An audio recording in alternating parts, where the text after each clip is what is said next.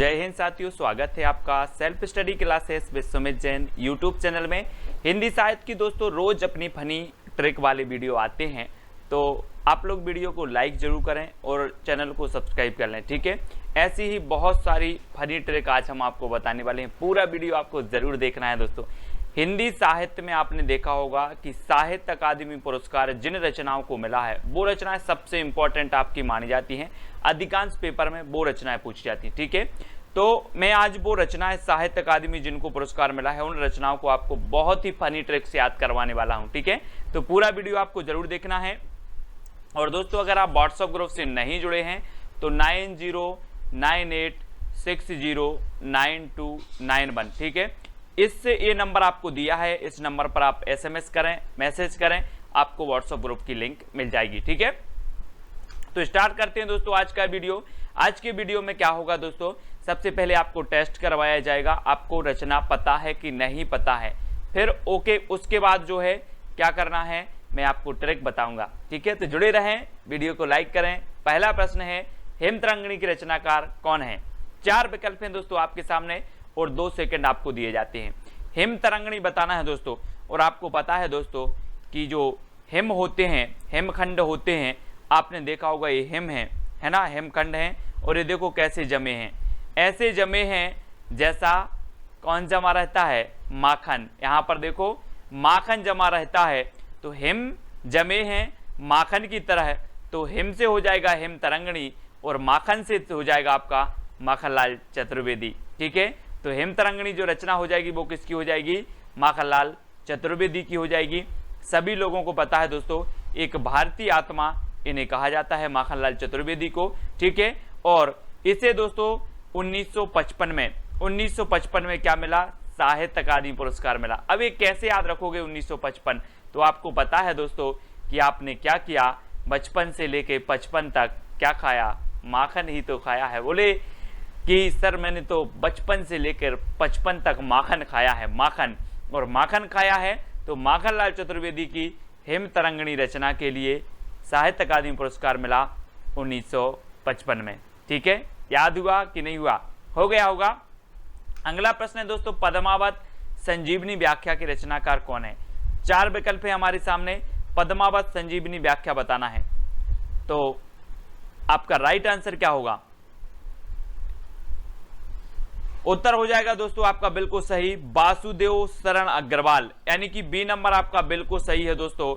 और हमें दोस्तों वासुदेव की शरण में अगर जाना है तो अपने पद्मों, अपने पदम से, अपने पैर से चल करके जाना होगा, है ना। पदम से चल करके जाना है कहाँ, वासुदेव की शरण में, ठीक है। तो आपका वासुदेव शरण अग्रवाल हो जाएंगे क्या, पद्मावत संजीवनी व्याख्या के। अब इसको कब साहित्य अकादमी पुरस्कार मिला ये चीज भी आपको बतानी है। तो दोस्तों 1956 में साहित्य अकादमी पुरस्कार मिला पद्मावत संजीवनी व्याख्या के लिए। और 56 इंच का सीना फुला करके हमें वासुदेव शरण की क्या है, वासुदेव की शरण में जाना है। वो भी कैसे जाना है, पद्मों से जाना है, तो पद्मावत संजीवनी व्याख्या इस प्रकार से याद करेंगे, ठीक है। अगला बताना दोस्तों, बौद्ध धर्म दर्शन की रचनाकार कौन है। 4 विकल्प हैं अपने सामने, रामधारी सिंह दिनकर, वासुदेव शरण अग्रवाल, आचार्य नरेंद्र देव, राहुल सांकृत्यायन। तो बौद्ध धर्म दर्शन, दोस्तों आप भी बौद्ध धर्म के दर्शन करने जाते हैं। वैसे ही जो बौद्ध धर्म दर्शन करने गए, कौन गए, नरेंद्र देव गए। और नरेंद्र देव अपनी संतान को साथ में लेके गए, संतान को साथ में लेके गए। तो दोस्तों संतान को साथ में लेके गए, तो बौद्ध धर्म दर्शन को 1957 में क्या मिला, साहित्य अकादमी पुरस्कार मिला। और ये रचना किसकी है, तो ये रचना है नरेंद्र देव की, ठीक है। इस प्रकार से याद रखेंगे। आपसे पूछा जाएगा बौद्ध धर्म दर्शन के रचनाकार कौन है, तो आपको बताना है नरेंद्र देव, ठीक है। और नरेंद्र देव जो है अपनी संतान को साथ में लेकर के बौद्ध धर्म के दर्शन करने गए थे, ठीक है। अगला बताना है, मध्य एशिया का इतिहास के रचनाकार कौन है। 4 विकल्प हैं दोस्तों, 4 में से आपका राइट आंसर क्या हो जाएगा दोस्तों, मध्य एशिया का इतिहास बताना है। और इसके जो रचनाकार हो जाएंगे वो कौन हो जाएंगे, मध्य एशिया का इतिहास यानी कि राहुल सांकृत्यायन। राहुल सांकृत्यायन यानी कि डा नंबर आपका बिल्कुल सही है दोस्तों। मध्य एशिया का इतिहास गवाह है कि राहुल जी, आपने नाम सुना होगा, राहुल जी की क्या नहीं हुई, शादी नहीं हुई। क्या वे 58 साल में शादी करेंगे? कितने साल में? 58 साल में शादी करेंगे क्या, है ना। और पूरे मध्य एशिया में घूम आए हैं, लेकिन उन्हें अभी तक क्या नहीं मिली है, कोई अच्छी लड़की नहीं मिली है। राहुल सांकृत्यायन याद रख लेना, ठीक है। तो मध्य एशिया का इतिहास क्या है? राहुल सांकृत्यायन की रचना है और 1958 में इसे साहित्य अकादमी पुरस्कार मिला। तो ये चीज भी आपको याद रखनी है, ठीक है। मध्य एशिया का इतिहास, राहुल सांकृत्यायन, और 1958 में क्या मिल गया? साहित्य अकादमी पुरस्कार मिला। अगला है दोस्तों संस्कृति के 4 अध्याय। ये कौन है? संस्कृति के 4 अध्याय दिन में पढ़ना है या रात में पढ़ना है? तो जल्दी से आप बताएं। संस्कृति के 4 अध्याय दोस्तों हमें दिन में पढ़ना है, इसलिए रचना किसकी हो जाएगी? दिनकर जी की हो जाएगी, ठीक है। दिनकर जी की हो जाएगी। और 59 है ना, 59 याद रख लेना, 59 की है, 1959 की। और याद रखना कि संस्कृति के 4 अध्याय हमें 59 दिन में पढ़ना है। कितने दिन में पढ़ना है? 59 दिन में पढ़ना है। तो 1959 इसको साहित्य अकादमी पुरस्कार मिलेगा 1959 में, और 59 दिन में मिलना है। तो दिनकर इनकी रचना हो जाएगी, दिनकर की रचना हो जाएगी संस्कृति के 4 अध्याय, ठीक है। तो 1959 आपको याद रख लेना है। इस रचना के लिए इन्हें ज्ञानपीठ पुरस्कार मिला है। अगला देखते हैं दोस्तों, कला और बूढ़ा चांद की रचनाकार कौन है? तो बहुत ही बढ़िया रचना है दोस्तों। 4 विकल्प हैं, 4 में से चयन करना है, कला और बूढ़ा चांद। तो आपका राइट आंसर क्या हो जाएगा? किसकी रचना है ये? तो अधिकांश लोगों को पता है कि जो कला और बूढ़ा चांद रचना है ये सुमित्रानंदन पंत की है। किसकी है? सुमित्रानंदन पंत की है। ये चीज आप याद रख लेना, है ना। कला और बूढ़ा चांद के बीच क्या है? सुमित्रा है, यानी कि अच्छे मित्र हैं। कला और बूढ़ा चांद अच्छे मित्र हैं। और इसे कब मिलेगा साहित्य अकादमी पुरस्कार? तो इसे मिला है दोस्तों 1960 में। कब मिला है? 1960। अब दोस्तों जब कोई व्यक्ति 60 साल का हो जाता है तो बूढ़ा कहा जाता है, बूढ़ा, है ना, बूढ़ा चांद, है ना। तो 60 साल का हो गया मतलब वो क्या कहलाने लगता है? अब तो यार बोले हम बूढ़े हो गए हैं, बूढ़े 60 साल के हो गए हैं। तो कला और बूढ़ा चांद ये सुमित्रानंदन पंत की रचना है और 1960 में इसे साहित्य अकादमी पुरस्कार भी मिला है। ये चीज भी आपको याद रखनी है, ठीक है। भूले बिसरे चित्र की रचनाकार कौन है?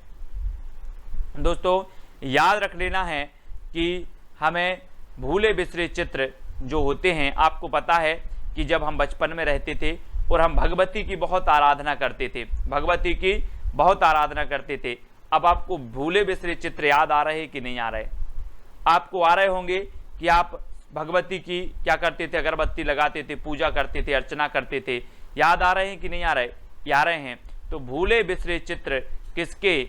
भगवती के, यानी कि भगवती चरण वर्मा, है ना। भूले बिसरे चित्र भगवती के, तो भगवती चरण वर्मा। और इसे साहित्य अकादमी पुरस्कार मिल गया 1961 में, ठीक है। कब मिल गया? 1961। ये चीज आपको याद रख लेना है, 61, ठीक है ना। 61 याद रखेंगे।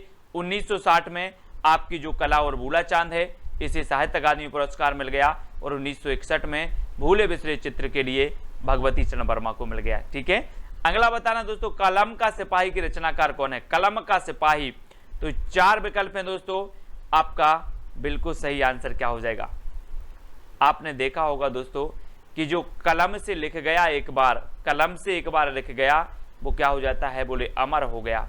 कलम से लिख गया मतलब अमर हो गया। तो कलम का सिपाही कौन होगा? अमर हो गया तो अमृत राय, अमृत राय का है, ठीक है। अमृत राय की रचना है कलम का सिपाही और इसे 1963 में साहित्य अकादमी पुरस्कार मिला, ठीक है।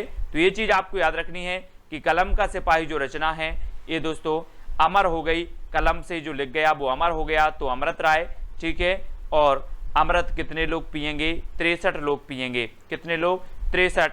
आपने पढ़ा होगा 63 सलाह का पुरुष, पढ़े हैं। पुष्पदंत की रचना है एक महापुराण, महापुराण में 63 सलाह का पुरुषों का वर्णन किया गया है। और कलम का सिपाही अमृत राय की पुस्तक है दोस्तों। और अमृत 63 पुरुष पिएंगे, कौन पूछेंगे 63, तो 1963 में इसे साहित्य अकादमी पुरस्कार मिला है।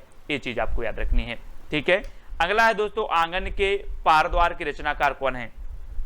दोस्तों आंगन के पार द्वार, आंगन में जो द्वार रहता है उसके आप आर पार कितनी बार हुए आपको पता है क्या।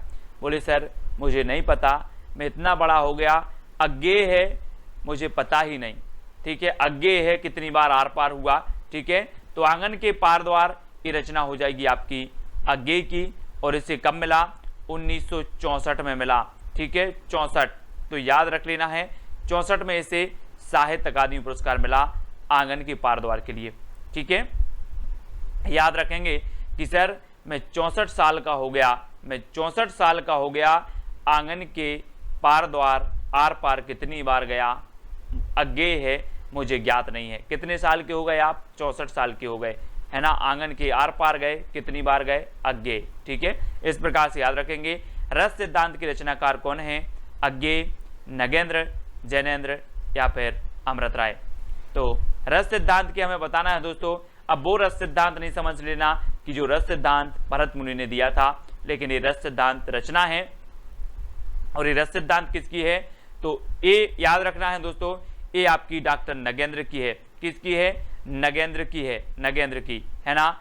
और आपको पता है कि नाग, नगेंद्र से आप याद रखेंगे नाग, और नाग में जो विष का रस होता है, विष का क्या होता है, रस होता है ना। तो रस होता है दोस्तों किसमें, नाग में होता है, ठीक है। कौन सा होता है, विष का रस होता है। और 1965 में जो है क्या मिला आप इन्हें, साहित्य अकादमी पुरस्कार मिला। या फिर ऐसे भी याद रख लेंगे कि नाग पंचमी को हम नाग को रस पिलाते हैं, है ना। याद रख लेना, नाग को रस पिलाते हैं। तो रस सिद्धांत डॉक्टर नगेंद्र की है, और 1965 में जो है इसे क्या मिला, साहित्य अकादमी पुरस्कार मिला। तो सभी लोग याद रखेंगे, है ना। और डॉक्टर नगेंद्र हैं दोस्तों, तो डॉक्टर नगेंद्र कैसे हैं, बहुत बुजुर्ग हैं, बोले बहुत बुजुर्ग हैं, 65 साल के हैं, लगभग 65 साल के, है ना। तो 1965 डॉक्टर नगेंद्र की रचना रस सिद्धांत के लिए क्या मिल गया, साहित्य अकादमी पुरस्कार मिल गया। मुक्तिबोध के रचनाकार कौन है, मुक्तिबोध के बताना है दोस्तों। और आपको पता है कि जो जैन लोग होते हैं, जैन लोग बोलते हैं कि हमें मुक्ति मिल जाए, हंसते हंसते हुए मुक्ति मिल जाए, है ना। इस संसार के सुख दुख से मुझे कुछ नहीं लेना देना, मुझे मुक्ति मिल जाए, इस संसार से मुक्ति मिल जाए। कौन लोग बोलते हैं, जैन लोग, है ना, यही बोलते हैं। महावीर भगवान ने कहा है कि शरीर का कल्याण मत करो, आत्मा का कल्याण करो, आत्मा की मुक्ति करो, है ना। तो मुक्तिबोध जैनेन्द्र कुमार की रचना है। और दोस्तों 1966 में इसे क्या मिला, 1966 में मिल गया दोस्तों, क्या मिल गया, यानी साहित्य अकादमी पुरस्कार मिल गया। और दोस्तों याद रख लेना, ये आपकी है मुक्तिबोध की। और 66 मतलब क्या हो जाएगा, अगर किसी को बहुत अच्छे से मुक्ति मिल जाती है, मोक्ष मिल जाता है, मतलब वो क्या लग गया दोस्तों, डबल छक्का, है ना। आप जैसे 6 लगता है मैच में और खुश होते हो, ऐसे ही अगर किसी को अच्छी मुक्ति मिल जाए, है ना, तो वो डबल छक्का हो जाएगा, है ना, डबल खुशी आपको मिल जाएगी, है ना। 6 तो 1966 याद रखेंगे। 1966 मुक्तिबोध को, जैनेन्द्र कुमार की मुक्तिबोध रचना को साहित्य अकादमी पुरस्कार मिला। अमृत और विष के रचनाकार कौन है, तो अमृत और विष आपको पता है दोस्तों, ये यहाँ पर आया है अमृत, और यहाँ पर भी हम देख रहे हैं अमृत। तो अमृत और विष के रचनाकार कौन होंगे, अमृतलाल नागर, ठीक है। कौन होंगे, अमृतलाल नागर होंगे। और इनकी एक रचना है अमृतलाल नागर की, अमृत और विष। और 1967 में दोस्तों, 1967 में इसे क्या मिल गया, 1967 में साहित्य अकादमी पुरस्कार मिल गया। और दोस्तों आपको पता होगा कि अमृत क्या हो गया है, बोले अमृत और विष सड़ गए हैं, अमृत और विष सड़ गए हैं, तो 67 अमृत और विष, है ना। मैं अमृत और विष लेकर के आया, मैंने पूछा अमृत और विष कहाँ है, बोले वो तो सड़ गए, तो 67, ठीक है। अमृतलाल नागर की रचना है, और 67 में इसे साहित्य अकादमी पुरस्कार मिला। इस प्रकार से याद रखेंगे। दो चट्टाने की रचनाकार कौन है दोस्तों, दो चट्टाने, आपको पता है कि जो है बच्चन परिवार में 2 चट्टाने हैं, 2 चट्टाने, बोले हरिवंश राय बच्चन बोले कि अभी 2 चट्टाने और होनी है, एक अमिताभ बच्चन और एक अभिषेक बच्चन, 2 चट्टानें और होनी है। तो 2 चट्टानें एक किसकी होंगी दोस्तों, बच्चन की होंगी, यानी कि हरिवंश राय बच्चन, है ना। और आपको पता है 2 चट्टानें अभी भी हैं, है ना। और दोस्तों इसको कब मिला, तो 1968 में मिला, 1968 में मिला, ठीक है। और आपको पता है कि जो चट्टानें होती हैं वो बिल्कुल अड़ी रहती हैं, अड़ग रहती हैं, है ना। कौन, चट्टानें कैसी रहती हैं, अड़ग रहती हैं, अड़ी रहती हैं। अड़ी से आपका उत्तर हो जाएगा 68, अड़ा रहता है। बोले वो चट्टान ऐसा है, वो चट्टान का जो पर्वत है वो ऐसा है कि वो अड़ा रहता है, तो 68। 2 चट्टानें हरिवंश राय बच्चन और अड़ी रहती हैं, तो 68, 1968 आपका बिल्कुल सही होगा। राग दरबारी के रचनाकार बताना है दोस्तों। मैंने कई बार बताया है कि राग दरबारी, दरबार में कौन बैठा है, बोले मेरा लाल बैठा है ना। भारत माता बोलती है कि मेरे दरबार में मेरा लाल बैठा है, मतलब वीर सपूत बैठे हैं मेरे लाल, है ना। तो राग दरबारी के रचनाकार कौन होंगे, श्रीलाल शुक्ल होंगे। और इसे 1969 में इसे साहित्य अकादमी पुरस्कार मिला दोस्तों। और आपको पता है कि एक भारत माता के लाल का जन्म हुआ था 1869 में, 1869 यानी कि महात्मा गांधी का जन्म हुआ था, है ना। और ये भी भारत माता के लाल थे, ठीक है। और 1969 में भी राग दरबारी को क्या मिल गया, साहित्य अकादमी पुरस्कार मिल गया। और दोस्तों ऐसे ही कई लालों का जन्म हुआ। तो श्रीलाल शुक्ल की 1869 से लेकर के आपको लगा लेना है 100 साल वर्ष 1969, ठीक है। बोले भारत माता के लाल का जन्म हुआ था 1869 में, इसकी 100 साल बाद मतलब 1969, ऐसे याद करना, ठीक है। राग दरबारी। निराला की साहित्य साधना के रचनाकार कौन है, निराला की साहित्य साधना बहुत ही बढ़िया है दोस्तों। निराला की जो कहानी है बहुत ही दुख भरी कहानी है। और दोस्तों इन्होंने साहित्य की सेवा की, साहित्य की साधना की, वो सब छोड़ के, विलासिता का जीवन छोड़ के, विलास का जीवन छोड़ के निराला जी ने साहित्य की साधना की, है ना। काय का जीवन छोड़ के, विलास का। तो निराला की साहित्य साधना किसकी रचना हो जाएगी, रामविलास शर्मा, रामविलास शर्मा की रचना होगी। और इसे 1970 में साहित्य अकादमी पुरस्कार मिला। और दोस्तों ये विलासपूर्ण जीवन को छोड़कर 70 साल तक क्या करते रहे, हिंदी साहित्य की साधना करते रहे, सेवा करते रहे, ठीक है। कब तक, 70 साल तक, ठीक है। तो 1970 में इसे क्या मिलेगा, साहित्य अकादमी पुरस्कार मिल जाएगा, ऐसे याद करेंगे। अगला है कविता के नए प्रतिमान की रचना कौन है, कई बार पूछी गई है दोस्तों। कविता के नए प्रतिमान, है ना। और नए प्रतिमान, और आपको पता है दोस्तों कि आप क्या करते हो, नए नए नाम रखते हो। जब बच्चा पैदा होता है, बच्चा का जन्म होता है, तो आप क्या करते हो, नए नए क्या रखते हो, नाम रखते हो। तो नए प्रतिमान, है ना, तो क्या हो जाएगा, नाम रखते हो तो नामवार से, है ना। कविता के नए प्रतिमान नामवार से की रचना हो जाएगी, ठीक है। और इसे कब मिला दोस्तों, तो 1971 में मिला, 1971 में इसे साहित्य अकादमी पुरस्कार मिला। ये चीज भी आपको याद रखनी है, ठीक है। और दोस्तों जब जन्म होता है तो आप कितने नाम रखते हो, एक, बोले एक नाम रख रहे हैं, 71, ठीक है। तो याद रख लेना 71 में इन्हें क्या मिला है, एक रख रहे हो तो लास्ट में एक भी आएगा, ठीक है ना। इस प्रकार से रखेंगे। और कविता के नए प्रतिमान, ये रचना तो हमेशा पूछी जाती है, किसकी रचना है, तो नामवार सिंह की है, ठीक है। बुनी हुई रस्सी के रचनाकार कौन है दोस्तों, बुनी हुई रस्सी, 4 विकल्प हैं, 2 सेकंड भी आपको दिए जाते हैं। और आपका बिल्कुल सही आंसर होगा भवानी प्रसाद मिश्र। दोस्तों एक चीज बताना, जब आप भवानी के दर्शन करने जाते हो तो वहां पर एक क्या है, पचरंगा धागा की बुनी हुई रस्सी रखी रहती है ना। बोले बुनी हुई रस्सी रखी है बेटा, और ये अपने कलाई में बांध लेना, कल्याण हो जाएगा। कहाँ पर जाते हो, भवानी के पास। किसके पास, भवानी के पास जाते हो, बुनी हुई रस्सी बांध के आते हो, और बोले कल्याण हो जाएगा। तो बुनी हुई रस्सी आपको कहाँ मिलती है, भवानी के पास। तो भवानी प्रसाद मिश्र इसकी रचनाकार होंगे। और 1972 में, है ना, 1972 में इसे साहित्य अकादमी पुरस्कार मिल गया। और दोस्तों आपको पता है कि जो है भवानी की कृपा से बहत भी तर जाता है, बहत से बहत्तर, है ना, 72, है ना। तो याद रख लेना 72 होता है, जो कुछ भी होता है वो क्या होता है, 72 होता है। जब आप बुनी हुई रस्सी बांध लेते हो भवानी की, तो जो कुछ भी होगा वो कैसा होगा, 72 होगा। 72 से आपका बनेगा 72, यानी 1972 में इसे साहित्य अकादमी पुरस्कार मिला। ठीक है, अगला बताना है दोस्तों, आलोक पर्व के रचनाकार कौन है। तो 4 विकल्प हैं आपके सामने, आलोक पर्व। और मैंने कई बार आपको बताया है कि पर्व हमारे भारत में हजारों पर्व होते हैं। कैसे होते हैं, हजारों पर्व होते हैं। तो आलोक पर्व के रचनाकार कौन होंगे, हजारी प्रसाद द्विवेदी। हजारी प्रसाद द्विवेदी। और दोस्तों याद रख लेना 1973 है ना, 73 जो है इसे साहित्य अकादमी पुरस्कार मिला आलोक पर्व के लिए, हजारी प्रसाद द्विवेदी की, है ना। इसको याद रखेंगे, 1-2 बार वीडियो देखोगे तो आपको क्लियर हो जाएगा। मिट्टी के बारात के रचनाकार कौन है दोस्तों। तो मैंने आपको कई बार बताया है कि जब शिव जी की बारात आई, और बारात में आपने सुना होगा कि बोले भूत ऊत भी नाच रहे थे बारात में, है ना, नाच रहे थे भूत ऊत, तो भभूत अभूत लगा कर आए होंगे। तो ऐसी लग रही होगी कि मिट्टी की बारात आ गई। कौन की आ गई मिट्टी की बारात, शिव जी की मिट्टी की बारात आ गई। और दोस्तों इसे मिला कब, 1974 में। 1974 में तो 74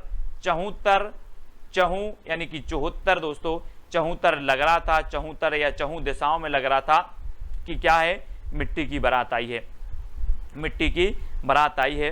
74 है ना, 74 कर दो, 74 बोले 4 दिशाओं में लग रहा था, 74। ठीक है, तो मिट्टी की बारात को 74 में साहित्य अकादमी पुरस्कार मिला, और रचना शिवमंगल से सुमन की है। ऐसे याद रखेंगे। अगला है दोस्तों, तमस के रचनाकार कौन है। तमस, आपको पता है दोस्तों, तमस मतलब होता है अंधकार। और हम बोलते हैं कि भीष्म अंधकार छाया है। कैसा छाया है, भीष्म अंधकार छाया है। तो तमस को याद रख लेना, तमस मतलब होता है अंधकार, और अंधकार छाया है कैसा, भीष्म। तो तमस के रचनाकार कौन होंगे, भीष्म साहनी होंगे। ठीक है, और 1975 में दोस्तों, 75 में क्या मिल गया, 75 में ने साहित्य अकादमी पुरस्कार मिल गया दोस्तों। और एक चीज़ और बताना कि जब व्यक्ति 75 साल का हो जाता है ना, तो उसे अंधकार लगने लगता है ना, जीवन अंधकारमय लगने लगता है, और अपने जो है शांति के मार्ग को खोजता है और कल्याण के मार्ग को खोजता है ना। तो क्या लगता है, अंधकारमय लगता है 75 की साल के बाद। तो तमस के रचनाकार हैं भीष्म साहनी, यानी बी नंबर आपका बिल्कुल सही हो जाएगा। और 1975 में से साहित्य अकादमी पुरस्कार मिला दोस्तों। जहां जैसी ट्रिक निकली बताने का प्रयास किया है, नॉर्मल भी ये भी आप याद रख सकते हो, लेकिन इन रचनाओं को याद रख लेना सबसे पहली प्राथमिकता आपकी बनती है। ठीक है दोस्तों, आज को आपको बताना है तेरी मेरी उसकी बात की रचनाकार कौन है। बहुत ही बढ़िया रचना है, कई बार पूछी जा चुकी है दोस्तों। तेरी मेरी उसकी बात, है ना, अपन बोलते हैं ना कि तेरी मेरी उसकी बात किसी को नहीं बताना। क्या बोलते हैं अपन, तेरी मेरी उसकी बात किसी को नहीं बताना। लेकिन मैं आपसे बोल रहा हूं कि अपने एक ग्रुप है, ग्रुप एडमिन है, यस करके है, यस नाम है उनका। और तेरी मेरी उसकी बात किसको नहीं बताना, यस को नहीं बताना, यस को। ठीक है, याद रखेंगे। आ नंबर आपका बिल्कुल सही है, हमेशा आपकी मदद करते हैं पीडीएफ और हर एक चीज में, यस। तो तेरी मेरी उसकी बात किसको नहीं बताना, यस को नहीं बताना। मतलब इसकी रचनाकार कौन होंगे, यशपाल। ठीक है, यशपाल, यानी कि जो आ नंबर है वो आपका बिल्कुल सही हो जाएगा दोस्तों। और इसको जो साहित्य अकादमी पुरस्कार मिला वो मिला 1976 में। 1976 में इस रचना के लिए क्या मिला, साहित्य अकादमी पुरस्कार मिला। ठीक है, तो याद रख लेना, तेरी मेरी उसकी बात यस को नहीं बताना। और 1976 में इसे साहित्य अकादमी पुरस्कार मिला। और कब तक नहीं बताना, 76 साल तक नहीं बताना। ठीक है, तो 1976 आपका हो जाएगा साहित्य अकादमी। अगला बताना है दोस्तों, चुका भी नहीं हूं मैं। चुका भी नहीं हूं मैं की रचनाकार कौन है। थोड़ी सी इमेज दी है, अगर आप समझ सको कुछ तो बता दोगे। 4 विकल्प हैं, 2 सेकंड आपको पता है दोस्तों। आपको पता है कि जब शेर और हिरन क्या करते हैं, साथ साथ दौड़ते हैं एक दूसरे को, मतलब जो शेर है वो हिरन को पकड़ता है, और हिरन कई बार आपने देखा होगा कि क्या करती है, निकल जाती है और शेर चूक जाता है ना। लेकिन शेर देखता है आजू बाजू, बोले अभी चूका नहीं हूं मैं, चूका भी नहीं हूं, अभी चूका भी नहीं हूं। तो शेर बोलता है चूका भी नहीं हूं। तो इस जो रचना है वो किसकी हो जाएगी, शमशेर बहादुर जी की। ठीक है, याद रखना दोस्तों, इन्हें कवियों का कवि भी कहा जाता है, शमशेर बहादुर साहब को। और ये क्या करते हैं, हिरन और शेर साथ साथ दौड़ते हैं, साथ साथ दौड़ते हैं तो 1977 में इसे इस रचना के लिए साहित्य अकादमी पुरस्कार मिला। तो साथ साथ से याद रख लेना, है ना। और शेर क्या बोल रहा है कि चूका भी नहीं हूं अभी, दूसरा है रन देख लेंगे, ठीक है। तो शमशेर बहादुर यानी 12 नंबर आपका बिल्कुल सही हो जाएगा। अगला बताना है दोस्तों, उतना बस सूरज हूं की रचनाकार कौन है? उतना बस सूरज हूं। 4 विकल्प हैं, 4 में से आपको उत्तर बताना है और आंसर आपका क्या हो जाएगा? उतना बस सूरज हूं। तो हम क्या बोलते हैं दोस्तों, जो उभरता हुआ सितारा होता है, जो भारत का भूषण होता है, वो हम बोलते हैं कि आप तो हमारे भारत के क्या हो? सूर्य हो, सूर्य पुत्र हो। तो उतना बस सूरज हूं क्योंकि आप क्या हो? भारत भूषण हो, भारत भूषण। तो ये भारत भूषण अग्रवाल की रचना है, इसको ऐसे याद करेंगे दोस्तों, ठीक है। बहुत ही बढ़िया है, उतना बस सूरज हूं, भारत भूषण अग्रवाल, ठीक है। और इसे 1978 में दोस्तों, 1978 में क्या मिला? साहित्य अकादमी पुरस्कार मिला। तो याद रख लेना, उतना बस सूरज हूं, भारत भूषण अग्रवाल। अगला है कल सुनना मुझे। कल सुनना मुझे के रचनाकार कौन है? अब दोस्तों एक चीज बताना, मैं अगर आपसे बोलूं कि आज तो आप लोग सुनते नहीं हो मुझे, जब मैं धूल में मिल जाऊंगा तो कल सुनना मुझे। काय में मिल जाऊंगा? धूल में मिल जाऊंगा तो कल सुनना मुझे। तो इसके जो लेखक होंगे वो कौन होंगे? कौन होंगे? कल सुनना मुझे जब धूल में मिल जाऊंगा, तो आपका उत्तर होगा धूमिल, है ना। धूमिल, कल सुनना मुझे धूमिल की रचना है ना। और इसे कब मिला? 1979 में दोस्तों, 1979 में इसे साहित्य अकादमी पुरस्कार से नवाजा गया। ये चीज भी आपको याद रखनी है, ठीक है। अब मैं आपसे कभी भी पूछूंगा कल सुनना मुझे जब धूल में मिल जाऊंगा, तो धूमिल, ठीक है। धूमिल यानी डी नंबर आपका बिल्कुल सही हो जाएगा। अगला है दोस्तों जिंदगी नामा जिंदा रुख। कई बार पूछी गई ये रचना, और आपको पता है दोस्तों कि हम जब हिंदी साहित्य में पढ़ते हैं तो मीराबाई को जरूर पढ़ते हैं, मीराबाई को पढ़ते हैं, है ना। और मीराबाई को जब हम पढ़ते हैं तो इनके बारे में सिर्फ इतना ही कहा जाता है कि इन्होंने अपनी जिंदगी कृष्ण के नाम कर दी। किसके नाम कर दी? कृष्ण के नाम कर दी। जिंदगी नामा जो रचना होगी वो किसकी होगी? जिंदगी नाम कर दी किसके? कृष्ण के। तो कृष्णा सोबती, है ना। जिंदगी नामा जिंदा रुख ये कृष्णा सोबती की है, क्योंकि जिंदगी नाम कर दी साहब, है ना, कृष्ण के। तो कृष्णा सोबती आ नंबर आपका बिल्कुल सही है। और 1980 में दोस्तों, 1980 में क्या मिला? क्या मिला? यानी साहित्य अकादमी पुरस्कार मिला जिंदगी नामा जिंदा रुख के लिए, ठीक है। याद रख लेना, मैं कभी भी पूछूं जिंदगी नामा के रचनाकार कौन है, आप बता दोगे सर जिंदगी नाम कर दी कृष्ण के, ठीक है। तो कृष्णा सोबती, है ना। अगला बताना ताप के ताए हुए दिन। दोस्तों दिन बहुत सारे आते हैं, सुख के दिन आते हैं, दुख के आते हैं। वैसे ही ताप के ताए हुए दिन आए हैं, और आप ताप के ताए हुए दिन कैसे देख रहे हो? अपने लोचन से देख रहे हो। यहाँ पर देखो ये लोचन है ना।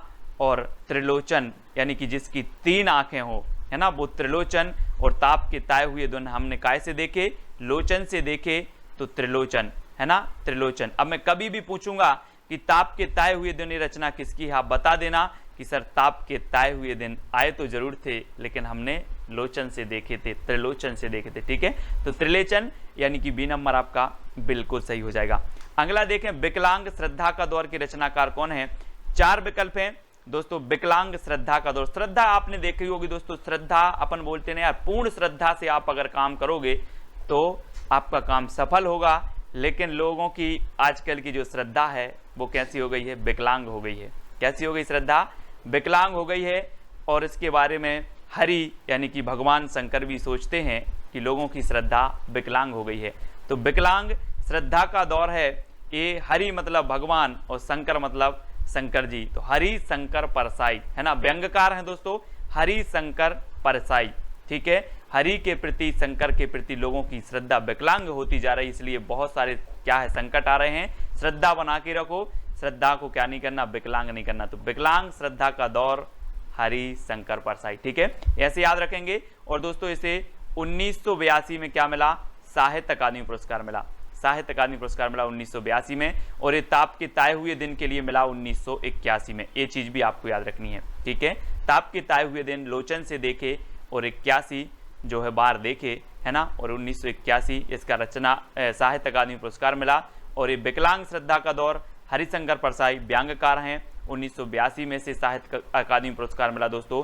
अब दोस्तों खूंटियों पर टंगे लोग, खूंटियों पर टंगे लोग, अब ऐसा नहीं लग रहा कि खूंटियों, अगर खूंटी होती तो एक व्यक्ति, और खूंटियों पर यानी कि बहुत सारे लोग खूंटियों पर टंगे हैं। अब बहुत सारे लोग टंगे हैं तो हमें क्या करना पड़ेगा, सर्वे करना पड़ेगा, सर्वे कि यार कितने लोग टंगे हैं ऐसे खूंटियों पर। तो खूंटियों पर टंगे लोगों का क्या करना है, सर्वे करना है। तो इसके लेखक कौन होंगे, सर्वेश्वर दयाल सक्सेना। कौन होंगे, सर्वेश्वर दयाल सक्सेना। अब मैं कभी भी आपसे पूछूंगा कि खूंटियों पर टंगे लोग किसकी रचना है, तो आप बोलोगे सीधा सीधा कि सर खूंटियों पर लोग टंगे हैं तो इनका सर्वे करना है, यानी कि सर्वेश्वर दयाल सक्सेना, यानी डी नंबर आपका बिल्कुल सही होगा। और इसे 1983 में साहित्य अकादमी पुरस्कार मिला। और आपने सर्वे किया तो कितने लोग टंगे थे, 83 लोग टंगे थे। कितने, 83। तो 1983 में से साहित्य अकादमी पुरस्कार भी मिल गया, खूंटियों पर टंगे लोग, है ना। अगला है लोग भूल गए हैं, लोग भूल गए हैं किसे, पहले बोलते थे रघुवीर सहाय करना, राम सहाय करना, आज तो लोग भूल गए हैं रघुवीर को, है ना। लोग भूल गए हैं किसको, रघुवीर को। पहले तो बोलते थे रघुवीर सहाय, मुंह से आवाज निकली रघुवीर सहाय करना, लोग भूल गए हैं, यानी कि कैसे, रघुवीर। आ नंबर आपका बिल्कुल सही है ना। वो आपने सुना होगा दोस्तों, क्या होगा कि दुख में सुमरन सब करें, सुख में करे ना कोई, और सुख में सुमरन सब करे तो दुख काहे को हो। इसलिए लोग भूल गए हैं, है ना, क्योंकि लोगों के पास सुख आ गया है। मत भूलो रघुवीर को और यही सहाय करेंगे। तो लोग भूल गए हैं रघुवीर सहाय की रचना है, बहुत बढ़िया है, पूछी जाती है। और 1984 में इसे साहित्य अकादमी पुरस्कार भी मिला है। ठीक है दोस्तों, मैं एक बात जरूर कहूंगा कि जितनी भी साहित्य अकादमी पुरस्कार से पुरस्कृत रचनाएं हैं, ज्ञानपीठ, व्यास सम्मान, ये सबसे पहले आपके लिए महत्वपूर्ण होती हैं, है ना, क्योंकि ये रचनाएं अधिकांश पूछी जाती हैं। तो लोग भूल गए हैं कैसे, रघुवीर सहाय। ठीक है, कब्बे और काला पानी की रचनाकार कौन है दोस्तों, कब्बे और काला पानी। आपने सुना होगा दोस्तों, आजादी के पूर्व काले पानी की सजा होती थी। काले पानी की सजा यानी कि अगर एक काले पानी की सजा हो गई अगर व्यक्ति को, तो वो वापस नहीं आ पाता था कभी। काले पानी की सजा, है ना। अंडमान निकोबार द्वीप आपने देखा होगा, वहां पर इसको समुद्र के उस पार भेज दिया जाता था और वहां से वापस नहीं आता था कभी व्यक्ति। और कब्बे और काला पानी, यहाँ पर आप देखो समुद्र में एक साइड काला पानी है और एक साइड कैसा है, निर्मल पानी है। तो हमें कैसा पानी पीना है, काला पानी नहीं पीना, हमें निर्मल पानी पीना है। कैसा, निर्मल। तो कब्बे और काला पानी की रचनाकार कौन होंगे, निर्मल वर्मा। बोले सर मुझे काला पानी नहीं पीना, मुझे तो निर्मल पीना है।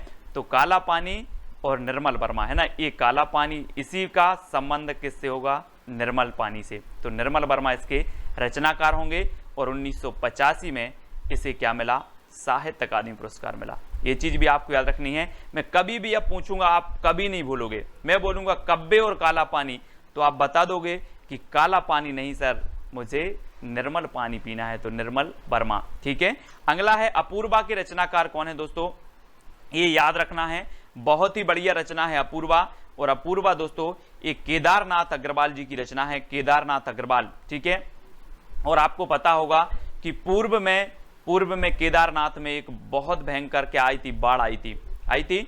तो केदारनाथ में पूर्व में आई थी। तो अपूर्वा ये केदारनाथ अग्रवाल की है। और दोस्तों 1986 में इसे साहित्य अकादमी पुरस्कार मिला, 1986 में अपूर्वा के लिए। ठीक है, और केदारनाथ अग्रवाल इसके रचनाकार हैं। इन्हें कैन का कवि भी कहा जाता है, केदारनाथ अग्रवाल जी को। अगला है दोस्तों मगध के रचनाकार कौन है, मगध। अब एक चीज बताना दोस्तों कि जो मगध है, मगध के जो राजकुमार थे वो क्या करते थे, मगध के, आपने क्या पढ़ा था, मगध एक साम्राज्य था, है ना, बहुत बड़ा साम्राज्य था मगध। और मगध यहाँ पर रचना आई है। तो मगध के जो राजा होते थे दोस्तों, जब किसी को सजा देते थे तो वो क्या करते थे, कान पकड़ते थे। क्या पकड़ते, कान पकड़ के सजा देते थे। तो श्रीकांत आपका बिल्कुल सही होगा, श्रीकांत, यानी कि जो डी नंबर है वो आपका बिल्कुल सही हो जाएगा, है ना। श्रीकांत आपका सही होगा, श्रीकांत। ठीक है, यानी डी नंबर आपका बिल्कुल सही होगा। 1987 इसका रचना काल है, क्या है, 1987। ठीक है, रचना काल नहीं मतलब इसे साहित्य अकादमी पुरस्कार मिला है। मगध के रचनाकार हैं श्रीकांत वर्मा और 1987 में इसे साहित्य अकादमी पुरस्कार मिला। ये चीज आपको याद रखनी, ठीक है। अगला है दोस्तों, अरंड के रचनाकार कौन है? अरंड, अरंड मतलब आपको पता है क्या होता है? अरंड मतलब होता है वन, और वन में कौन गए थे? अयोध्या के नरेश श्री राम गए थे वन में कि नहीं गए? 14 साल का वनवास हुआ और कहाँ गए थे? अरंड में गए थे, वन में गए थे। कौन गए थे? नरेश। तो अरंड के रचनाकार कौन होंगे? नरेश मेहता, है ना। ऐसे कॉमन सेंस लगाना है और कुछ भी नहीं है ये, ना कोई ट्रैक है ना कुछ, सिर्फ अरंड में कौन गए थे? तो बोले अयोध्या के नरेश गए थे, है ना। तो नरेश मेहता, आ नंबर आपका बिल्कुल सही होगा। और दोस्तों 1988 में इसे क्या मिला? साहित्य अकादमी पुरस्कार मिला अरंड के लिए, ठीक है। नरेश मेहता जी की बहुत ही बढ़िया रचना है, याद रखना। अकाल में सारस के रचनाकार कौन है दोस्तों? अब दोस्तों एक चीज याद रखनी है, एक है केदारनाथ अग्रवाल और एक है केदारनाथ सिंह, ठीक है। केदारनाथ अग्रवाल की रचना अपूर्वा के लिए साहित्य अकादमी पुरस्कार मिला, लेकिन जो अकाल में सारस है ये केदारनाथ सिंह की रचना है, केदारनाथ सिंह, है ना। और इसे भी साहित्य अकादमी पुरस्कार मिला, यानी बी नंबर आपका सही हो जाएगा। और अकाल में सारस कहाँ जा रहे थे? केदारनाथ जा रहे थे। अकाल में सारस, ये सारस हैं दोस्तों, सारस, है ना। और सारस आपने देखे होंगे। और ये कहाँ जा रहे थे अकाल में? केदारनाथ जा रहे थे, केदारनाथ। तो केदारनाथ अग्रवाल, केदारनाथ सिंह की रचना है अकाल में सारस। और 1989 में दोस्तों इसे साहित्य अकादमी पुरस्कार मिला। ये चीज भी आपको याद रखनी है, ठीक है, 89। अगला है नीला चांद के रचनाकार कौन है दोस्तों? नीला चांद। और दोस्तों आपने देखा होगा शंकर जी को, आपने देखा है, इनकी मूर्ति को आपने देखा है। इनकी सिर पर यहाँ पर एक चांद का वो रहता है, चांद का चित्र बना रहता है इस प्रकार से। तो नीला चांद, यहाँ पर देखो तस्वीर में देखो शंकर जी की, जरा प्रणाम कर दो सभी लोग, है ना। और ये नीला चांद है, किसके सिर पर है? शिव जी के। तो ये नीला चांद रचना किसकी होगी? किसकी होगी? शिव प्रसाद सिंह की, ठीक है। अब किसी और की तो नहीं होगी? बोले सर नहीं होगी। अब जब नीला चांद आपने दिखा ही दिया है, ये नीला चांद तो कभी नहीं भूलेंगे शिव प्रसाद सिंह। और इसे मिला 1990 में। 1990 में क्या मिल गया दोस्तों? साहित्य अकादमी पुरस्कार मिला, साहित्य अकादमी, ठीक है। इसको आपको याद रखना है दोस्तों। मैं वक्त के हूँ सामने, मैं वक्त के हूँ सामने, मैं अगर किसी से बोलूं कि मैं वक्त के हूँ सामने, तो वो बोलेगा यार वक्त के सामने क्यों खड़ा है? गिर जा, क्या कर? गिर जा। तो मैं वक्त के हूँ सामने क्यों खड़ा है? गिर जा, यानी कि गिरजा कुमार माथुर, ठीक है। गिरजा कुमार माथुर इसके रचनाकार हो जाएंगे। अब वक्त के सामने खड़े नहीं होना है, गिर जाना है, ठीक है। तो गिरजा कुमार माथुर, मैं वक्त के हूँ सामने, गिरजा कुमार माथुर। और 1991, ठीक है, 1991 में दोस्तों इसे क्या मिला? साहित्य अकादमी पुरस्कार मिला 1991। और 90 में इसे मिला था आपकी नीला चांद के लिए, ठीक है। ये तो आपको पता है, नीला चांद 90 में इसे मिला। 1991 में मैं वक्त के हूँ सामने, इसके लिए साहित्य अकादमी पुरस्कार मिल गया। और ढाई घर के रचनाकार कौन है दोस्तों? अब देखो दोस्तों एक चीज याद रखना कि हमने यहाँ पर पढ़ा कि मैं वक्त के हूँ सामने, गिरजा कुमार माथुर, ठीक है। लेकिन ढाई घर, अब यहाँ पर कॉमन सेंस लगाना, ढाई घर हो कैसे गया? 3 घर हुए हो, पहले तो होंगे 3 घर, 3 घर में से आधा घर क्या हो गया? गिर गया, गिर गया, बचे कितने? ढाई घर। तो ढाई घर में से आधा, 3 में से आधा गिरा, क्या गिरा? घर गिरा। तो कौन होंगे? गिरा तो गिरिराज किशोर, है ना। गिरिराज किशोर बोले आधा घर गिर गया है, गिर गया है तो गिरिराज किशोर, ठीक है। बचे कितने घर? ढाई घर। थे कितने? 3 घर थे इस प्रकार से। और यहाँ से आधा घर गिर गया तो बचे ढाई। बोले सर ढाई घर, आधा कहाँ गया? बोले गिर गए।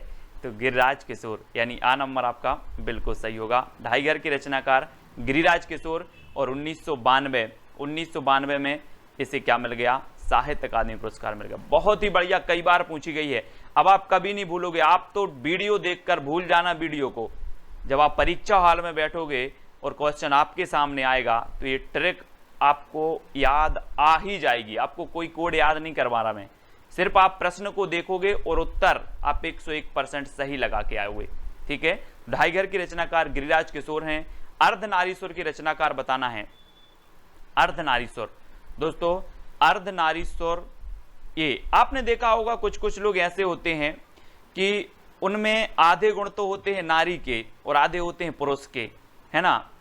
अब बोले सर बोले यार आधे गुण आप में नारी के आधे पुरुष के हैं, ये कैसा हुआ? अरे बोले अब विष्णु जी हैं सृष्टि के रचयिता, जैसा बनाया भगवान ने वैसा है ना। तो किसने बनाया सृष्टि को? विष्णु जी ने। अब भगवान ने जैसा बनाया यानी कि अर्धनारीश्वर बनाया, तो अर्धनारीश्वर हैं यानी कि विष्णु प्रभाकर। ठीक है, विष्णु प्रभाकर। बी नंबर आपका बिल्कुल सही हो जाएगा।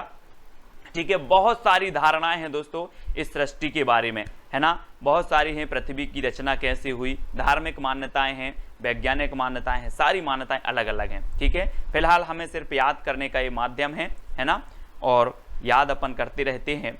कहीं नहीं बहीं की रचनाकार कौन है? दोस्तों अब ये रचना है कहीं नहीं बहीं। अब बोले सर ऐसे कैसे याद होगी? ये होगी कैसे याद होगी?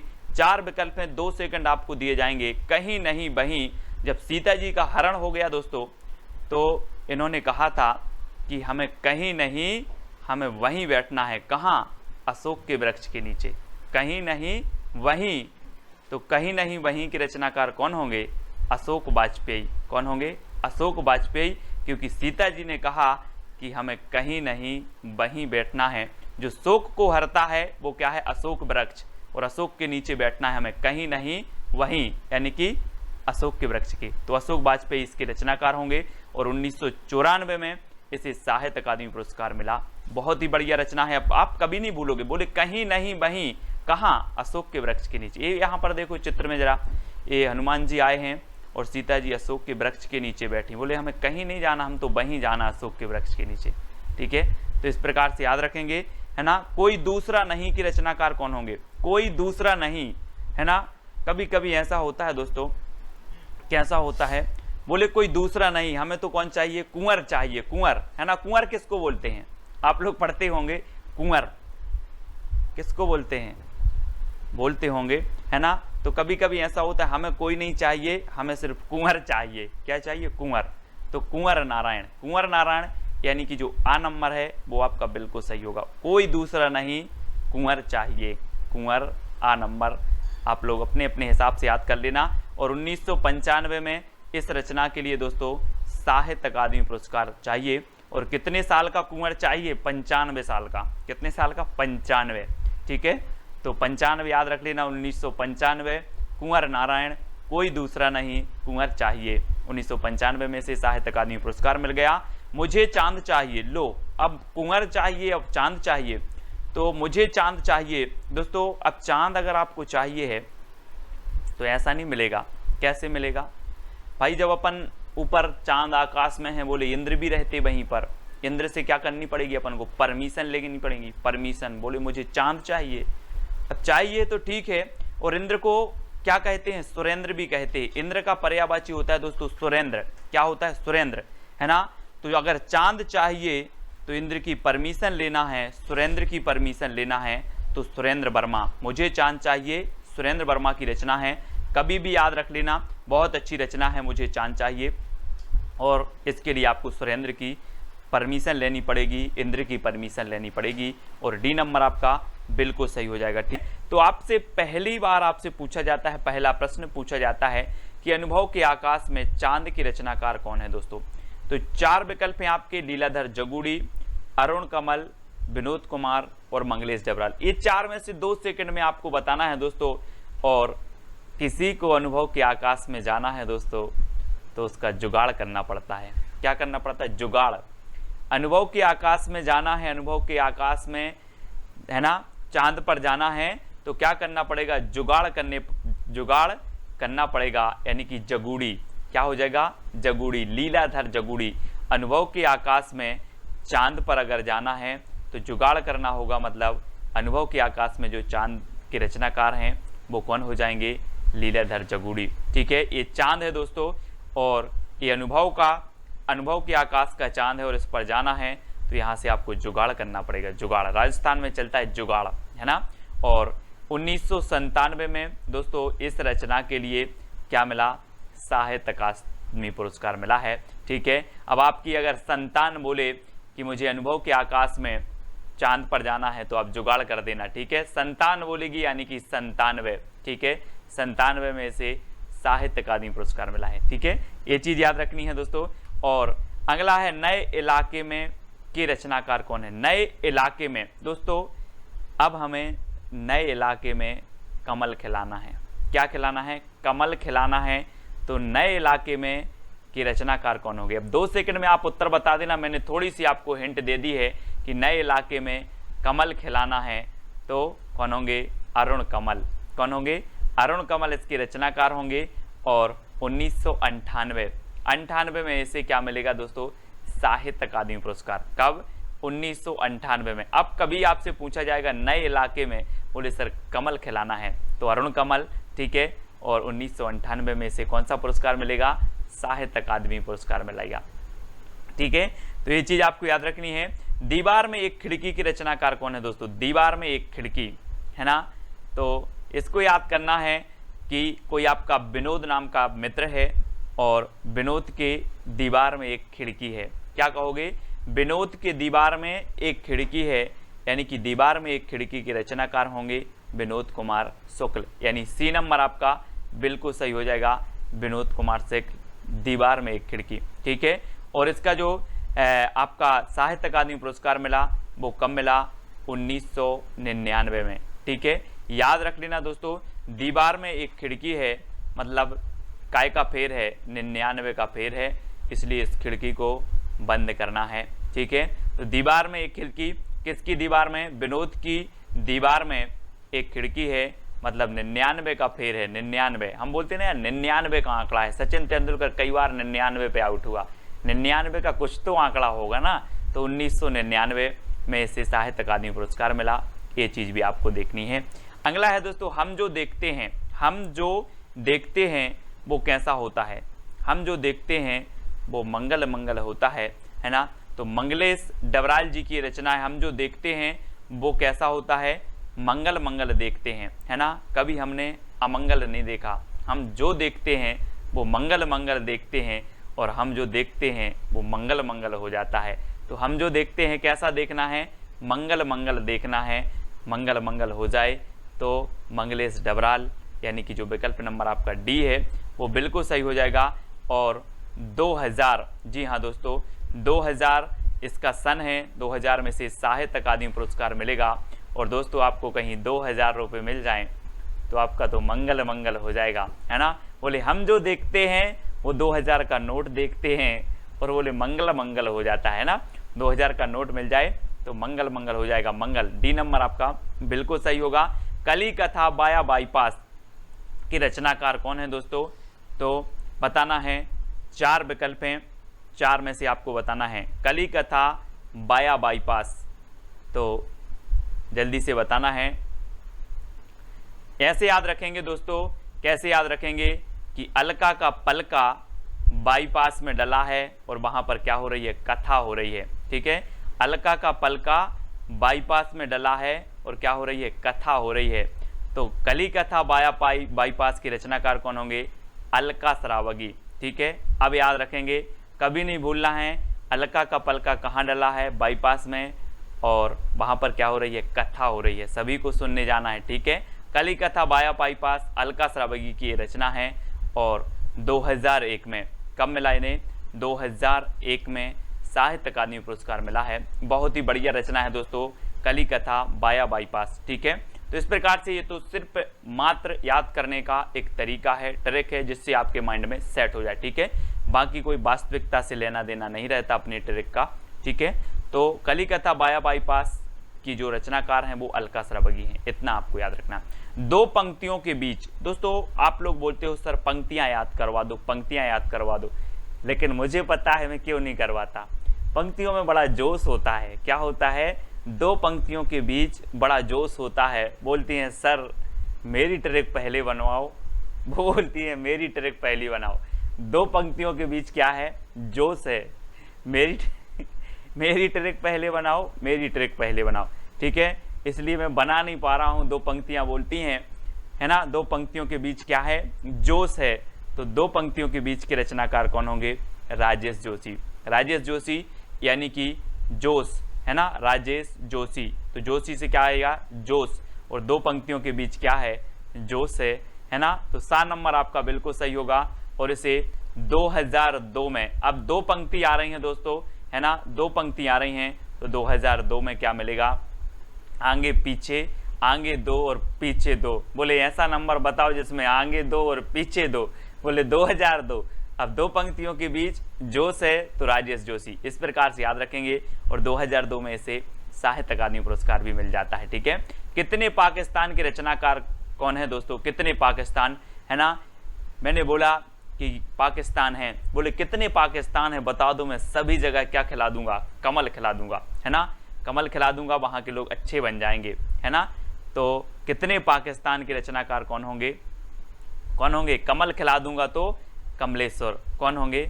कमलेश्वर, है ना। याद रख लेना, इनकी एक आत्मकथा है दोस्तों। गर्दिश के दिन जब इनकी आत्मकथा पढ़ोगे, इनके बारे में पढ़ोगे तो आपको भी आंसू आ जाएंगे कमलेश्वर के बारे में। इनकी ये रचना है कितने पाकिस्तान, और इसे 2003 में दोस्तों इसे क्या मिला? साहित्य अकादमी पुरस्कार मिला। ठीक है, तो कितने पाकिस्तान के रचनाकार कौन है?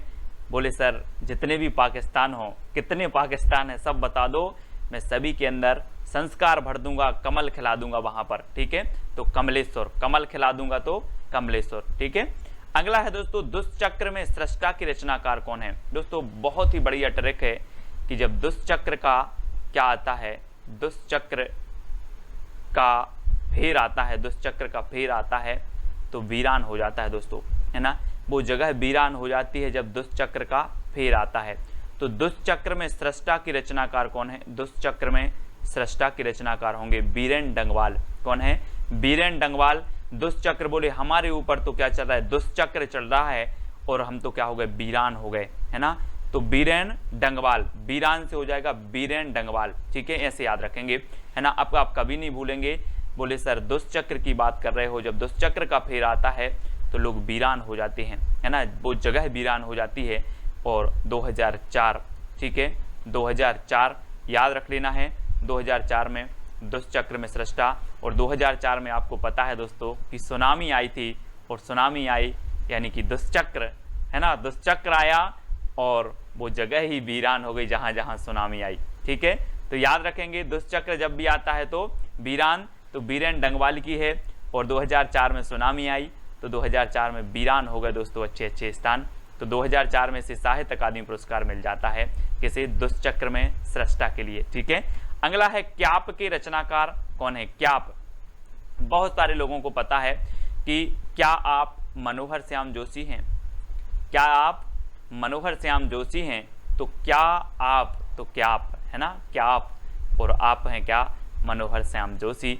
इनकी रचना है दोस्तों। इसे साहित्य अकादमी पुरस्कार मिला 2005 में। कब मिला? 5 में मिला। ठीक है, तो मनोहर श्याम जोशी 5 लिखना, है ना। 5 में इन्हें क्या मिल गया?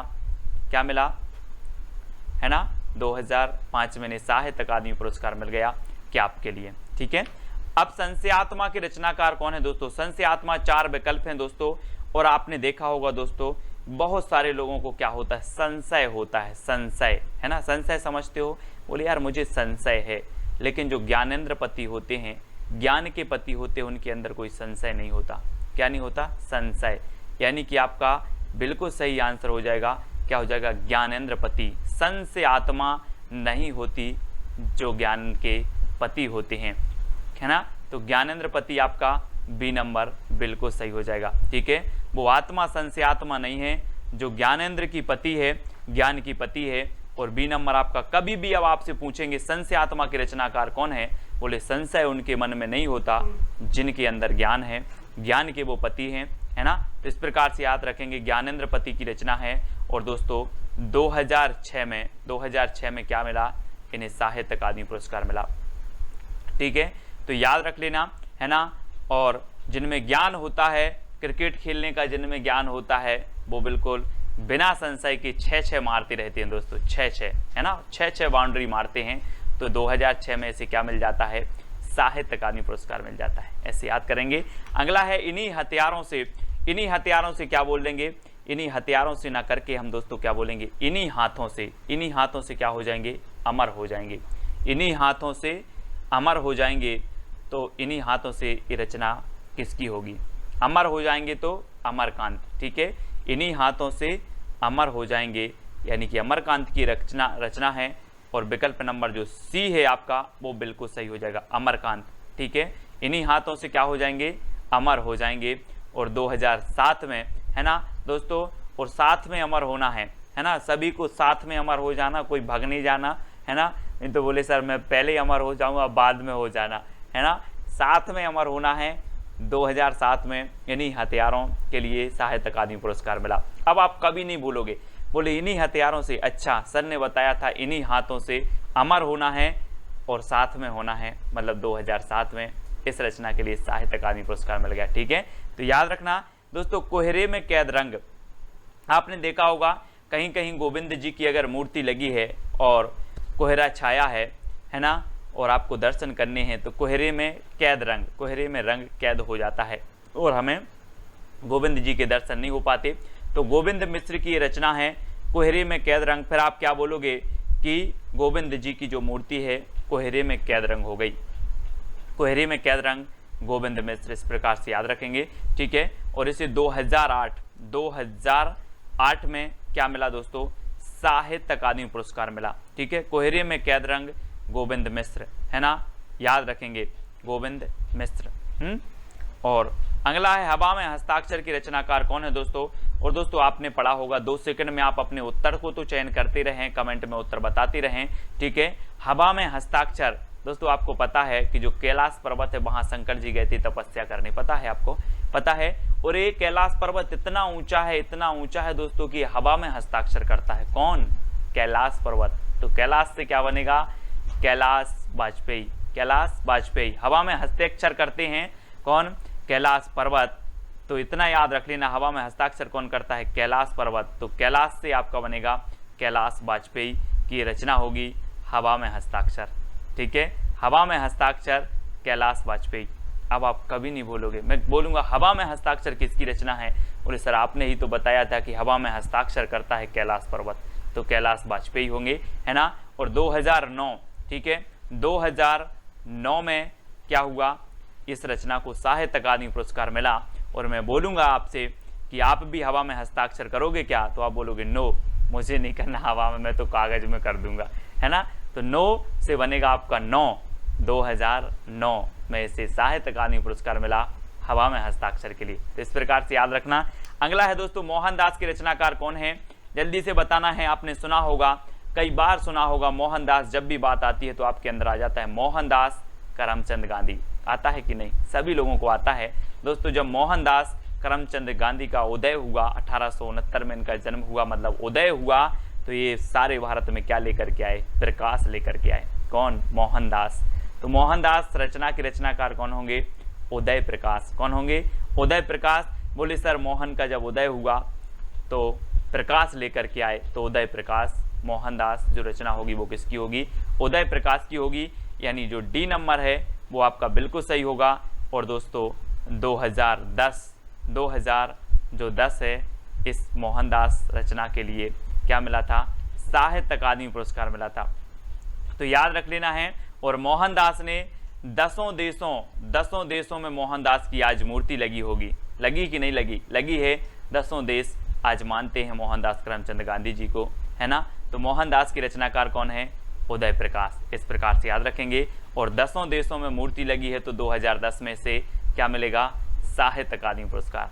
इस प्रकार से जितनी भी साहित्य अकादमी पुरस्कार से पुरस्कृत रचनाएं हैं उनको हम लोग पढ़ते रहेंगे और दोस्तों रटते रहेंगे। अगला क्वेश्चन है, रेहन पर रगदू के रचनाकार कौन है, मनोहर श्याम जोशी, काशीनाथ सिंह, अमरकांत या फिर उदय प्रकाश। रेहन पर रगदू बताना है कौन है, तो जल्दी से आपको बताना है। रेहन पर रगदू बहुत ही बढ़िया रचना है और ये है दोस्तों काशीनाथ सिंह की। किसकी है, काशीनाथ सिंह की रचना है रेहन पर रगदू, याद रखेंगे। और 2011 में दोस्तों क्या मिला, क्या मिला, इसे साहित्य अकादमी पुरस्कार मिला है। तो याद रख लेना। कैसे याद रखोगे कि जो है काशी बनारस में क्या है, यहाँ पर रेहन पर रगदू छिड़क दी जाती है ना। और 2011 में से मिल गया था। इस प्रकार से आप याद कर लेना, रेहन पर रगदू काशी में रेहन पर रगदू, ठीक है, काशीनाथ सिंह। अगला है पत्थर फेंक रहा हूं की रचनाकार कौन है। पत्थर फेंक रहा हूं, कहां फेंक रहे हो, चंद्र के तले, चंद्र के ताले तोड़ना है। काय के ताले तोड़ना है? चांद के ताले तोड़ना है, इसलिए पत्थर फेंक रहा हूं, क्योंकि हमारा मंगल मिशन नहीं पहुंच पाया था, है ना, इसलिए चांद के क्या करना है? ताले तोड़ रहा हूं। पत्थर फेंक रहा हूं किस लिए? चांद के ताले तोड़ने के लिए, क्योंकि हमारा मंगल मिशन पहुंच नहीं पाया था, ताला डले होंगे शायद, है ना। तो पत्थर फेंक रहा हूं चांद के, यानी कि चंद्रकांत देव ताले, तो ताले चांद के ताले तोड़ने के लिए, है ना। क्या फेंक रहा हूं? पत्थर फेंक रहा हूं। अब आप कभी पत्थर फेंकोगे, बोले क्यों फेंक रहे हो? बोले सर चांद के ताले तोड़ने के लिए, हमारा मंगल मिशन नहीं पहुंच पाया था, है ना। तो चांद के ताले याद रख लेना। और 2012 में दोस्तों, 2012 में क्या हुआ? इसे साहित्य अकादमी पुरस्कार मिला 12 में, ठीक है। और 12 पत्थर इन्होंने फेंके थे, बोले हम 12 पत्थर फेंकेंगे और चांद का ताला टूट जाएगा, ठीक है। तो 2012 में। मिलजुल मन की रचनाकार कौन है दोस्तों? 4 विकल्प हैं, बहुत ही बढ़िया ट्रिक है दोस्तों। जिसका मन मृदुल होता है, कैसा होता है? मृदुल होता है, वो मिलजुल कर रहता है, और जिसका मन कठोर होता है वो मिलजुल कर नहीं रहता, है ना। तो मृदुल मन सभी को बना के रखना है ना, ताकि सभी लोग मिलजुल कर रहें। मिलजुल मन, अब कभी पूछा जाएगा आपसे कि मिलजुल मन जो रचना है वो किसकी है, तो आप बिल्कुल सही बताओगे, मृदुला गर्ग। बोले सर आपने तो बताया था कि मन को मृदुल रखो ताकि सभी लोग कैसे रहें? मिलजुल कर रहें। तो मृदुला गर्ग यानी कि जो सा नंबर है वो आपका बिल्कुल सही होगा। और 2013, है ना, 2013 में से साहित्य अकादमी पुरस्कार मिला, है ना। तो कभी पूछ लेना अपने जितने भी साथी हैं कि तेरा मन मृदुल है कि नहीं। अपने जितने भी साथी हैं, ग्रुप के साथी हैं, जो भी वीडियो हैं, एक दूसरे से पूछ लेना तेरा मन मृदुल है कि नहीं। सर ने तो बोला था कि मृदुल मन करके रखो, है ना, सभी मिलजुल के रहना है। तो तेरा मन मृदुल है कि नहीं, तेरा मन मृदुल है कि नहीं।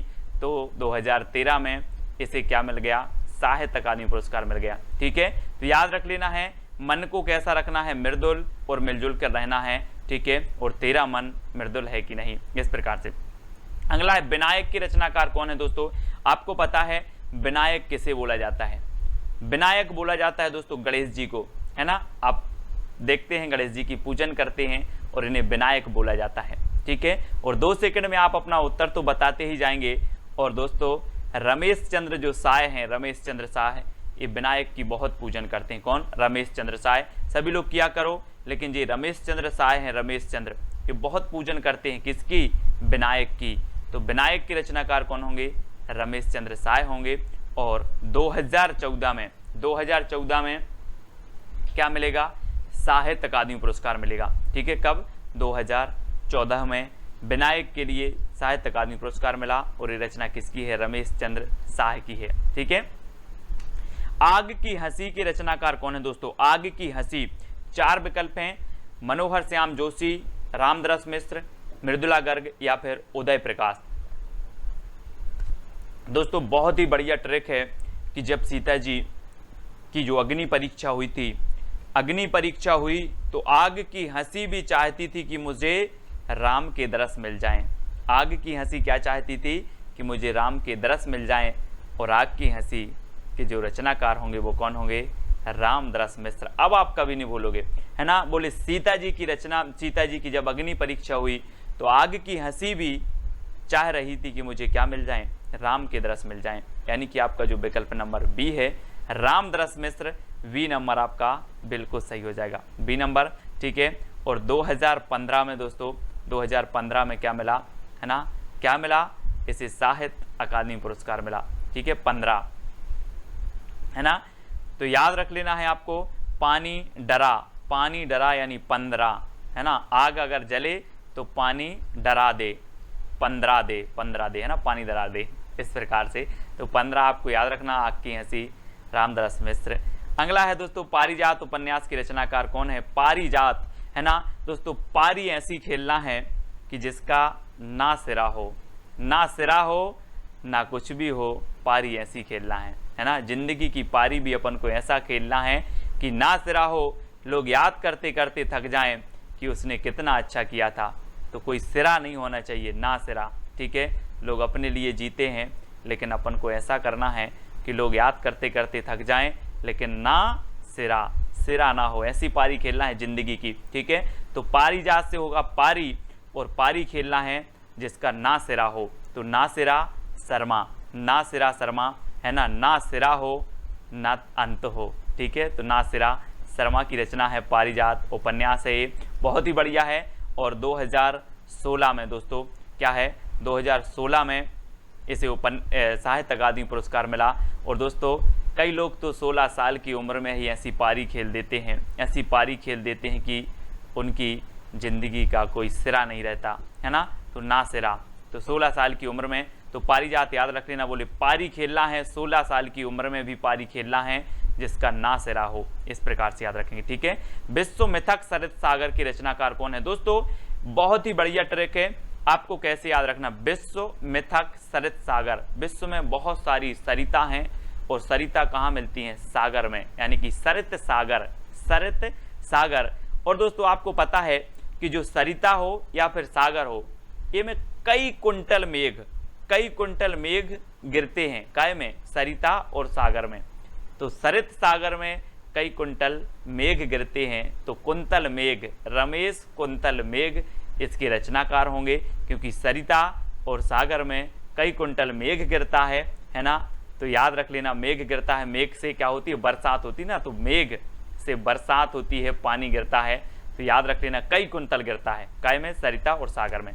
तो विश्व में तक सरित सागर, अब सरित से सरिता और सागर में, तो इतना ही आपको जब भी प्रश्न ये आएगा और आपको याद आ जाएगा सरिता और सागर, इसमें तो कई कुंतल मेघ गिरता है, तो कुंतल मेघ, ठीक है। और 2017 में दोस्तों क्या हुआ, 2017 में इसे मिल गया साहित्य अकादमी पुरस्कार, ठीक है, ये चीज आपको याद रखना है, ठीक है। अगला है दोस्तों पोस्ट बॉक्स नंबर 203 की रचनाकार कौन है, बहुत ही बढ़िया रचना है ना, और कई बार पूछी जाती है दोस्तों, आप लोग क्या करते हो, पोस्ट बॉक्स करते हैं कि नहीं, है ना, मैंने पोस्ट बॉक्स कर दिया है यार, आप लोग बोलते हो पोस्ट बॉक्स, और पोस्ट बॉक्स नंबर 203 का हमें क्या बनाना है, चित्र बनाना है, पोस्ट बॉक्स 203 का क्या बनाना है, चित्र बनाना है। तो पोस्ट बॉक्स नंबर 203 के रचनाकार कौन होंगे, चित्रा मुदगल। यहाँ पर देखो ये पोस्ट बॉक्स नंबर 3 है ना, और ये किसकी है, चित्रा मुदगल की है, और हमें पोस्ट बॉक्स नंबर 203 का क्या बनाना है, चित्र बनाना है, चित्र, तो चित्रा मुदगल, ठीक है। और 2018 में दोस्तों, 2018 में क्या हो गया, इस रचना के लिए साहित्य अकादमी पुरस्कार मिल गया 2018 में, ठीक है। तो इसको याद रखेंगे, बोले पोस्ट बॉक्स नंबर 203 का हमें चित्र बनाना है, तो चित्रा मुदगल 2018 में से साहित्य अकादमी पुरस्कार भी मिल जाएगा। अगला है छीलते हुए अपने को की रचनाकार कौन है, छीलते हुए अपने को, आपको पता है दोस्तों कि किशोर जो होते हैं, किशोर, आपके घर में भी किशोर होते, वो तो छीलते रहते पापा को, 50 का दे दो, 100 का दे दो, छीलते रहते हैं, कौन, किशोर, किशोर, तो नंद किशोर आचार्य, नंद किशोर है ना, नंद होते हैं, बोले मेरा नंद है, छोटा सा नंद है, किशोर है, और वो पापा को क्या कहता है, छीलता रहता है, कभी 50 दे दो, कभी 5 दे दो, कभी 10 दे दो, छीलते हुए अपने को, कौन, किशोर, तो नंद किशोर आचार्य की रचना है ना। और इसे 2019 में दोस्तों क्या मिला, साहित्य अकादमी पुरस्कार मिला, ये चीज आपको याद रखनी है, कभी भी पूछा जाएगा, बोले छीलते हुए अपने को, कौन, किशोर, नंद किशोर आचार्य, ठीक है। और 2019 में इसे साहित्य अकादमी पुरस्कार मिल गया। और वैसे भी किशोरों की जो आयु होती है वो 18-19 वर्ष की होती है ना, 12 से 18 वर्ष किशोरावस्था कहलाती है, तो ये किशोर ही कहलाते 19। तो इस प्रकार से याद रखना है दोस्तों। अब आपको बताना है कि सबसे अच्छी ट्रिक कौन सी लगी, ठीक है, कमेंट में जरूर बताना। और साहित्य अकादमी पुरस्कार को मैंने आपको पूरा का पूरा याद करवा दिया, लगभग 60 से ऊपर रचनाएं थी, जिनके कुछ के आपको सन भी याद करवाए हैं, है ना, कुछ के सन भी आपको याद हो गए होंगे, कुछ के कवि भी आपको याद हो गए होंगे। वीडियो कैसा लग रहा है कमेंट के माध्यम से बताएं, कहाँ तक आपके लिए बेहतर है, कहाँ तक आपके लिए मददगार है, इस प्रकार के जो वीडियो आ रहे हैं, है ना, वो किस प्रकार से हैं दोस्तों। ये हमारी ट्रिक है, किसी भी प्रकार की कोई भी ट्रिक को आप अन्यथा कभी नहीं लेंगे, है ना, सिर्फ मेरा एक उद्देश्य है याद करवाने का, तो अपन ट्रिक बनाते हैं कि आपको याद हो जाए। मेरा कोई उद्देश्य किसी विशेष से क्या नहीं है, बुराई का नहीं है, किसी भी प्रकार का नहीं है, ठीक है। अब आपको बताना है मुक्तिबोध के रचनाकार कौन है। मुक्तिबोध दोस्तों, मुक्तिबोध हमने बहुत पढ़ा कि मुक्ति हो जाती लोगों की, क्या हो जाती, मुक्ति बोलते हैं, कुछ लोग बोलते हैं मेरी मुक्ति अच्छे से हो जाए भगवान, बोलते ना, ऐसे ही मुक्ति करना है अपन को भी। और मुक्तिबोध तो अब बोलोगे सर ये तो कवि का नाम है ना, कवि का नाम तो है, लेकिन एक ऐसे कवि हैं जिनकी रचना भी है मुक्तिबोध, है ना। एक रचना पूछी जाती है तुलसीदास, तुलसीदास। अब तुलसीदास आप बोलोगे सर ये तो कवि की रचना, कवि हैं तुलसीदास नहीं, एक तुलसीदास रचना भी है, कई बार पूछी गई है, यूपी टेट आदि में कई बार पूछी गई है, ठीक है। तो मुक्तिबोध आपको बताना है, इसकी रचनाकार कौन है, ठीक है, ये चीज़ आपको बतानी है।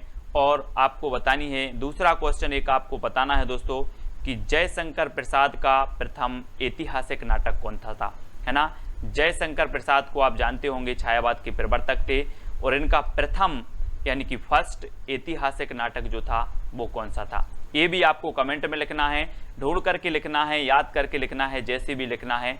इन 2 प्रश्नों के आंसर आपके चैलेंज के रूप में दिए जाते हैं। तो सभी लोग वीडियो को लाइक जरूर करेंगे, और लगभग 20 वीडियो आपके हिंदी साहित्य के ऐसे ट्रिकी वीडियो हो गए कि जिन्होंने 20 प्रश्न देख लिए, 20 वीडियो देख लिए, उनका कॉन्फिडेंस बहुत हाई लेवल का होगा, बहुत सारी चीज़ें उनको याद हो चुकी होंगी और उनको भी पता नहीं होगा, है ना। तो वीडियो को लाइक करें, शेयर करें, और दोस्तों IAS study track YouTube channel से आपको जुड़ना है, साथ ही टेलीग्राम ग्रुप से भी आपको जुड़ना है। टेलीग्राम ग्रुप में आपको क्या करना है, सर्च करना है IAS स्टडी ट्रैक और ज्वाइन हो जाना है। और जो भी साथी व्हाट्सएप ग्रुप से नहीं जुड़े हैं उनके लिए 9098609291 ये नंबर दिया है, इस नंबर पर आपको मैसेज करना है और आपको तुरंत ग्रुप की लिंक मिल जाएगी, ठीक है। तो वीडियो कैसा लगा जल्दी बताएं और सब्सक्राइब कर लें। आज के वीडियो के लिए बस इतना ही। जय हिंद।